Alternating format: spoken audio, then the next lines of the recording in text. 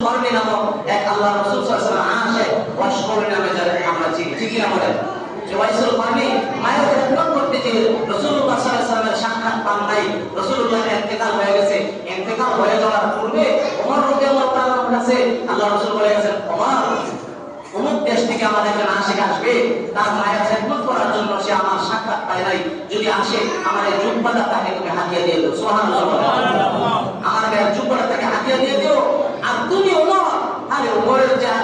যে দামি আল্লাহ রাসূল বলেন লাউ কানা বাদি নবী আল্লাহ কানা ওমর আমার পরে যদি কেউ নবী হইতো হবে না তবে আল্লাহ রাসূল বলেন গুরুত্ব বোঝানোর জন্য আমার পরে যদি কেউ নবী হইতো আল্লাহ যদি কাউকে নবী বানাইতো তো ওমরে আল্লাহ নবী বানাইতো সুবহানাল্লাহ এমন ওমরকে আল্লাহ রাসূল বলেন ওমর শোনো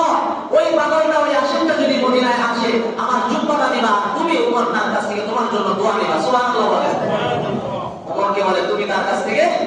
দোয়া নিবা এটা মা খেদমত করার বরকত ঠিক না বলে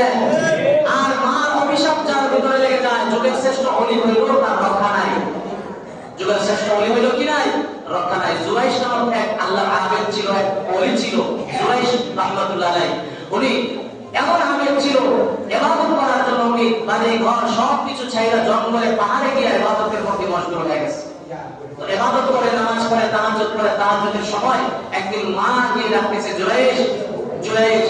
কথা শুনে নাই জবাব দেয় নাই মা ফিরে আসছে দ্বিতীয় দিন গেছে জুরাইশ মা আসছে দরজাটা খুলে দাও বাবা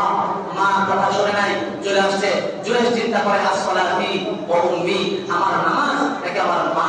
এই নামাজের অবস্থায় উনি চিন্তা করে আমার নামাজ দামি নাকি আমার মা দামি উনি চিন্তা করলেন নামাজটা শেষ করি তারপরে বার কথা শুনবো তৃতীয় দিন আবার গেলেন জুরাইশ মা আসছে দরজা খুলে দাও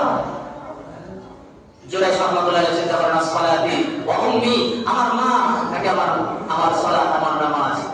উনি নামাজকে প্রাধান্য দিলেন মায়ের ডাকে সাড়া দিলেন না মা বিরক্ত হইয়া মনের মধ্যে গোসা এসে গেছে বলতেছে জুরাইশ মার চেহারা দেখবে না মার চেহারা দেখবে না পেশার চেহারা দেখো নাউজুবিল্লাহ বলেন রাগে গোসায় এইটুকু শব্দ মাত্র বলছে ওই এলাকার মানুষগুলা জুরাইশ রাহমাতুল্লাহ আলাইহি অনেক প্রিয় ছিল এত আবেদ ছিল তার কাছ থেকে দোয়া নিত পানি পড়া নিত তার খেদমত করতো তাকে গাছের প্রথম ফল খাওয়াইতো জুরাইশ রাহমাতুল্লাহ আলাইহি অনেক ভালোবাসতেন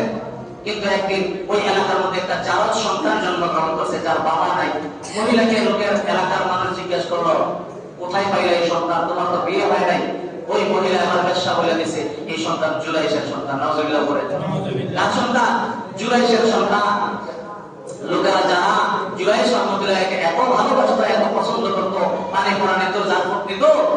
এই লোকেরাই আয়েশা জুরাইশ রাহমাতুল্লাহ ওনার খানকা ওনার ইবাদতটা ভেঙে চুরমার করে দিলেন ঘর থেকে খানকা থেকে বের করে আঘাত পর্যন্ত করলেন বলতেছে আমার অপরাধ কি কেন আমার জন্য তোমরা আজকে এত কষ্ট দিতেছো বলে এই বেশ্যা মহিলার সাথে তুমি জিনা করো নাই এই যে তার গর্ভের মধ্যে তার পেটের মধ্যে সন্তান কোলের মধ্যে এই সন্তান তোমার সন্তান বলে ওই সন্তানটা আরো দেখি আল্লাহ পাক রব্বুল আলামিনের ফলিত